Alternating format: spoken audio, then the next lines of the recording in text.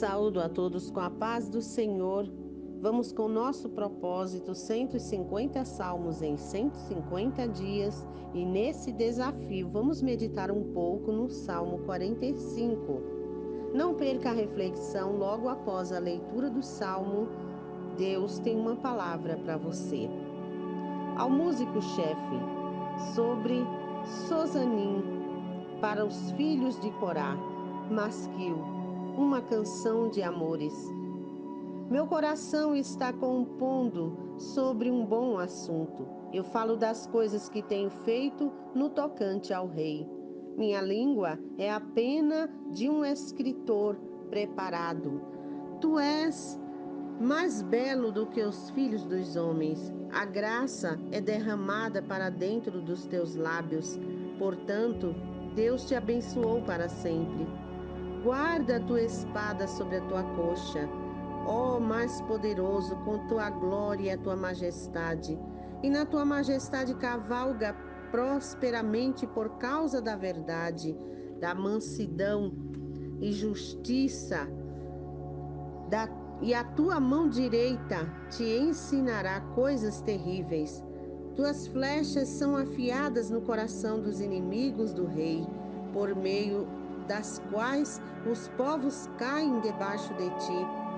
Teu trono, ó Deus, é para sempre e sempre.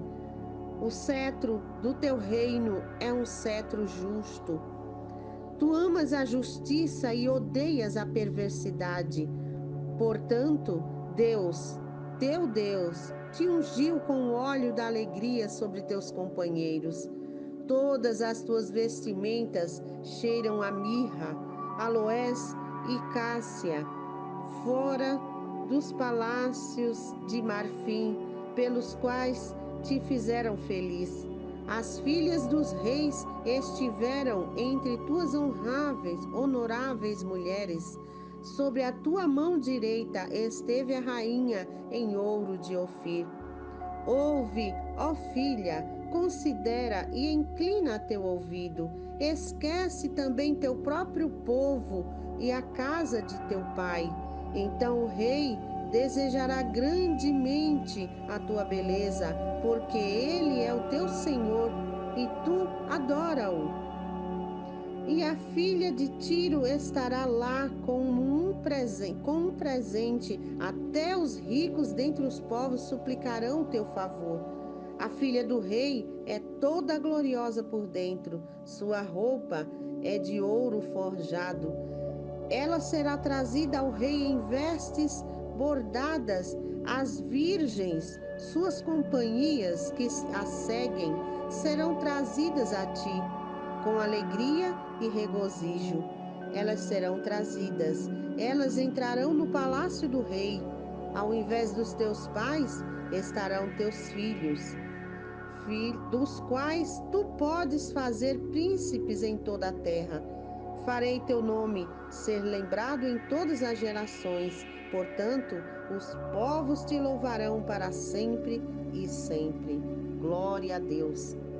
Esse salmo, ele é uma canção de amor, ou seja, um salmo apropriado para ser cantado no matrimônio.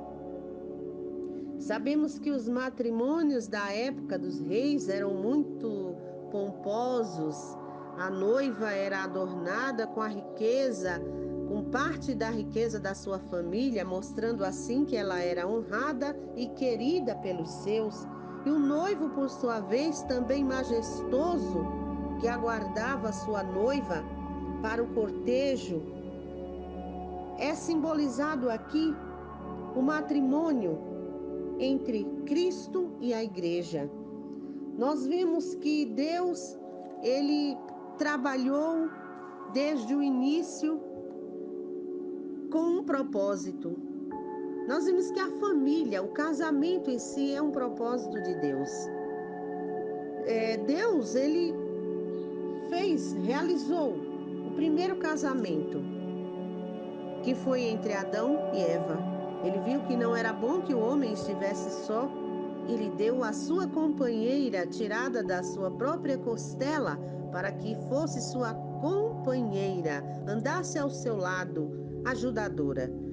E o que acontece é que a mulher foi corrompida pela serpente, que consequentemente levou o seu marido também a pecar. Mas, através de um novo casamento que está sendo preparado, Deus vai santificar por completo esse casamento. Ou seja, Cristo e a igreja. Que igreja? A minha, a sua? O A ou B? Não. A igreja invisível, que não cabe a mim, não cabe a você dizer quem faz parte desta igreja noiva de Cristo. Quem são essas? Né? Então a gente medita um pouco, porque esse salmo, ele começa falando uma coisa maravilhosa que nós podemos extrair e guardar todos os dias para nós. Meu coração está compondo sobre um bom assunto, ou seja, uma canção agradável. Eu falo das coisas que tenho feito no tocante ao Rei. Minha língua é a pena de um escritor preparado. Minha língua é uma caneta. Nessa época se escrevia com pena. Hoje nós usamos caneta, lápis. Então a minha língua, a sua língua é uma pena, é uma caneta, é um lápis de um escritor preparado. Então o coração está compondo uma canção de amor para o noivo, ou seja, do noivo para a noiva. Mas como estamos extraindo para nós, que tipo de canção o nosso coração está compondo e a nossa caneta língua está escrevendo? No tocante ao Rei, as coisas, eu falo das coisas que estão feito, que tenho feito no tocante ao Rei, que declarações temos feito com a nossa caneta língua em direção ao Rei Jesus, a Deus, o Rei dos Reis. Que canção temos cantado? Porque a nossa língua tem o poder. Lá em Mateus 12:34 diz que a boca fala o que está cheio o coração. A boca fala o que o coração está cheio. Jesus fala sobre a árvore, porque pelo fruto se conhece a árvore. Se a árvore é boa, dá um fruto bom. Se a árvore é mau, dá um fruto mau. Se o meu coração maquina o mal, as minhas palavras serão sempre guiadas pelo mal. Mas se o meu coração anseia por Deus, pela vontade de Deus, pela justiça, pela verdade, então a minha boca escreve palavras, canções abençoadas, canções de bênçãos. E aí continua, ainda a gente fala sobre o poder da língua. Em Provérbios 18:21 diz que tem poder de morte e de vida. Já falamos em outros salmos que precisamos ponderar, analisar, pensar antes de falar, porque a nossa língua pode falar palavra de bênção na vida das pessoas e na nossa própria vida, e também pode falar palavras de maldição. Então esse é um recado de Deus para nós hoje, agora, nesse momento da leitura desse salmo. Você se considera noiva de Cristo? Se considera uma pessoa escolhida? Você acha que tem valor ou você se desvaloriza? Então, ele começa: Tu és mais belo que os filhos dos homens. Essa é a canção que ele está compondo. A graça é derramada para dentro dos teus lábios, ou seja, para dentro. Tudo é para dentro de nós, porque o que eu expresso para fora é o que está dentro. Eu tenho que cuidar do que está dentro.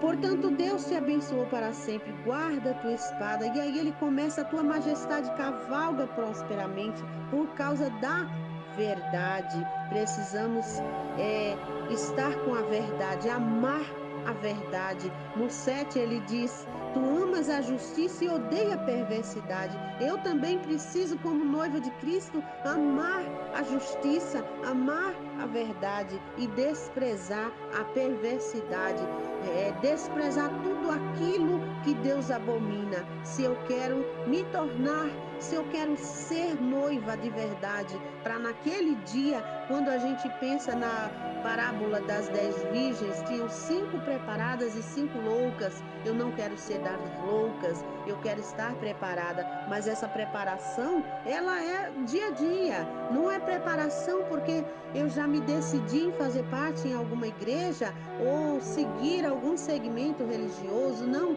essa preparação é com a minha língua, é com o meu coração, é com o meu modo de vida.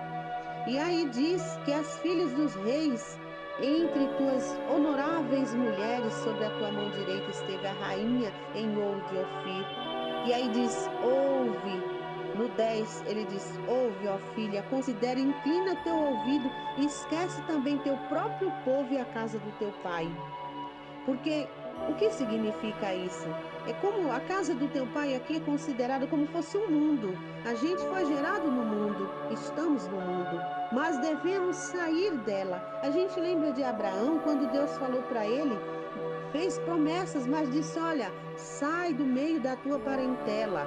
O que que Deus queria com isso? Não é que devemos abandonar os nossos pais, a nossa família, mas é deixar os costumes, porque lá era uma terra idólatra, em Harã. Era uma terra onde o seu pai tornou-se, ele era um homem que temente a Deus, porque de onde ele veio, ele foi ensinado assim.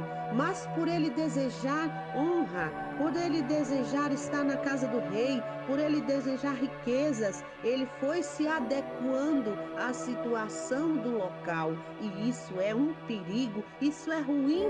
Porque Deus nos fez a sua imagem e semelhança. Nós lembramos no livro de Romanos 12, eu tenho batido nesse versículo, porque apresentai-vos a Deus com o vosso corpo, não é, santo, irrepreensível, é como sacrifício vivo. Antigamente fazia-se sacrifício com animais, matava-se um animal e oferecia por pecado, para purificação, para perdão.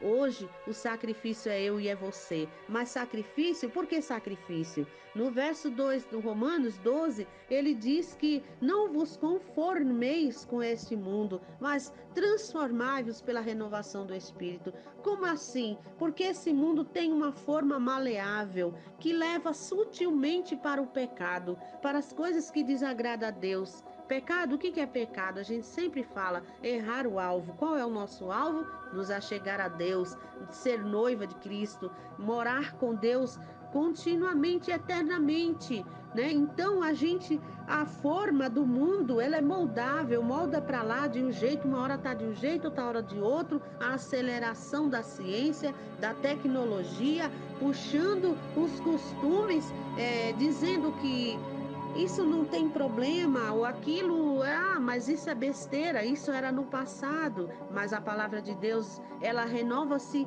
toda manhã, porque a palavra de Deus é viva e eficaz. A palavra de Deus é imutável, assim como Deus é imutável. Deus, ele operou no passado, opera hoje, opera amanhã. Deus é o mesmo. Deus é poderoso, Deus é santo, Deus é limpo, Deus é justo. E as nossas obras, as nossas palavras, a intenção do nosso coração aqui é demonstrada como fruto, porque pelo fruto se conhece a árvore, como já foi falado. Então nosso fruto vai depender daquilo que tem dentro de nós. E o que que a gente quer expressar? O que que a gente expressa? A gente expressa Deus? Ou será que a gente expressa o mundo corrompido? Será que a gente está na forma da corrupção do mundo? Será que a gente está na forma da maldade do mundo? A gente fala muito, se vê muito na TV, nas redes sociais, falando-se de injustiça, falando-se de maldade, mas será que em nós há algum tipo de maldade? Eu preciso prestar atenção. Porque a gente acha que corrupção são só os grandes governantes desviando o dinheiro público para os seus próprios deleites. Mas corrupção é nos mínimos detalhes. Quantas e quantas pessoas procuram vantagem, burlar um sistema para conseguir alguma coisa, seja o sistema de saúde, pagar um dinheirinho aqui, outro ali, para que consiga passar na frente daqueles coitados que estão esperando há meses e talvez morram e não consigam a sua cirurgia, mas a gente dá um jeitinho de conseguir passar na frente. Isso não é corrupção? Então a gente dá um jeitinho de comprar mais barato para não pagar o imposto devido. Isso não é corrupção? Só os grandes que corrompem. Então esse é o sistema mundano. Todo mundo faz, não tem problema. Isso é só uma besteira. É porque o meu dinheiro é pouco. Mas ele diz aqui no verso 7, tu amas a justiça e odeia a perversidade. Portanto, teu teu Deus, te ungiu com óleo de alegria sobre os teus companheiros. Óleo da alegria, unção, diferença entre os companheiros. Temos que mostrar a diferença entre o que serve a Deus e o que não serve, né? Então, ele fala também sobre uma filha do rei que é gloriosa por dentro e a sua roupa é de ouro forjado. Então ela era gloriosa logo por dentro, não era só uma veste chique, uma veste cheia de ouro, de bordados das melhores mãos bordadeiras da época, com ouro, fios de ouro. Não era só essa veste por fora, mas era logo por dentro que era gloriosa. Então a gente vê que era uma rainha separada para ser diferente, uma rainha radiante, uma rainha que deixava os costumes que tivesse na sua família para uma vida nova ao lado do seu noivo, para abraçar uma vida nova. A gente lembra de 2 Coríntios capítulo 5 e o verso 17, que dizia assim: se alguém está em Cristo, é nova criatura, e as coisas antigas já passaram, eis que todas as coisas se fizeram novas. Louvado seja Deus. A gente deve experimentar um novo de Deus na nossa vida. O que Ele tem para nós é diferente do mundo que está só ocupando-se o seu tempo nas tecnologias, no que o outro tem, desejar, porque o outro tem, o meu já está ultrapassado, o meu aparelho eu preciso, e aí se mete em dívidas para conseguir algo melhor ou algo que precisa. Pensa que precisa. Nós precisamos dessa libertação e uma vida nova pela conversão. Nós precisamos saber de que lado estamos. Nós decidimos realmente largar o mundo e estar uma vida com Deus, uma vida de obediência, uma vida de diferença, um novo amor pelo Espírito Santo. Um novo alvo que agora é viver para Deus, é viver para Cristo, é um novo andar pela fé. O mundo anda por vista, mas nós precisamos aprender a realmente viver pela fé, a ver o que realmente importa, se importa o prazer imediato ou uma vida na eternidade com Deus. Uma nova missão, ser embaixador de Cristo. Embaixador significa representante. O embaixador de uma nação, ele está na outra para representar a sua. Nós somos representantes de Deus, porque fomos criados à sua imagem e semelhança. Essa imagem e semelhança é um reflexo. É um reflexo que nossa vida precisa refletir a imagem de Deus. Não é a feição, não é o meu jeito de ser, não é a minha cultura, não é a cor da pele. É a forma como eu me porto diante da sociedade, diante de mim mesma, diante da família. Então esse é o reflexo do embaixador verdadeiro. Essa é a nossa missão na terra. Uma nova certeza que a gente vai possuir um lar eterno após esse casamento, onde o noivo vai chegar. Lá em Apocalipse diz que, eu não lembro agora o local, mas diz que o noivo já está tudo pronto para o matrimônio. É 19, Apocalipse 19. O verso 7, alegremos-nos e regozijemo-nos e demos honra a ele, porque as bodas do Cordeiro chegou e a sua esposa já se preparou. Louvado seja Deus. Será que estamos preparados para um encontro com Deus? Será que você está pensando como muitas pessoas pensam? O povo fala que Jesus vai voltar desde o tempo da Bíblia e já se passaram mais de 2.000 anos, mas o encontro com Cristo pode ser ainda hoje, porque a nossa vida não tem hora para ser tirada. Não conhecemos a data de partida, apenas a data do nascimento. Se pedirem a nossa alma hoje, o que é que a gente preparou? Então vamos analisar isso, preparar a nossa vida agora, porque o tempo é esse, o tempo é agora. Louvado seja Deus. O 14 diz que ela será trazida ao rei em vestes bordadas e virgens, suas companhias que a seguem serão trazidas. Louvado seja Deus, com alegria, com regozijo. É assim que nós vamos encontrar com Ele. Ao invés dos teus pais estarão teus filhos, estarão os filhos dos quais tu podes fazer príncipe em toda a terra. Isso aqui a gente pode colocá-lo no casamento humano, homem e mulher, não é? Então, se a gente fosse falar do casamento homem e mulher, ia se estender muito, mas também deve ser venerado o leito, o matrimônio, tudo deve ser colocado diante de Deus, agindo como agindo com Deus. A Bíblia fala que tudo que fizer para o outro, fazei como para Deus, com respeito, com alegria, né? Então ele diz, ele encerra dizendo: farei teu nome ser lembrado e todas as gerações, portanto, os povos te louvarão para sempre. Louvaremos ao nosso Deus para todo sempre. Louvaremos a Jesus, que é o noivo da igreja, porque quem é ele? Quem é o noivo e quem é a noiva que vai encontrá-lo? Justiça, verdade, comunhão com Deus. É isso que precisamos. Comunhão com Deus, para que a nossa vida seja uma vida de exemplo, que a gente vai partir daqui a qualquer momento e possamos deixar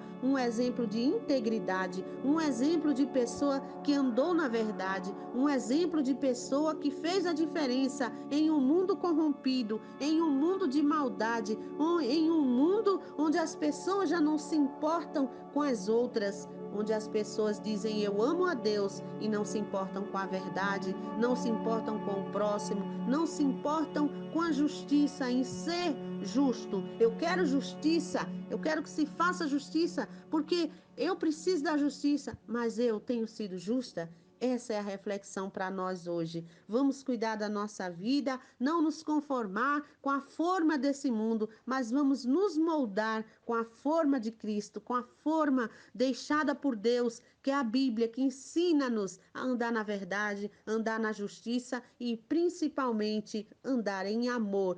Amor, quem ama não trai. Amor, quem ama cuida. Amor, quem ama vive uma vida de regozijo, de alegria pelo prazer de amar.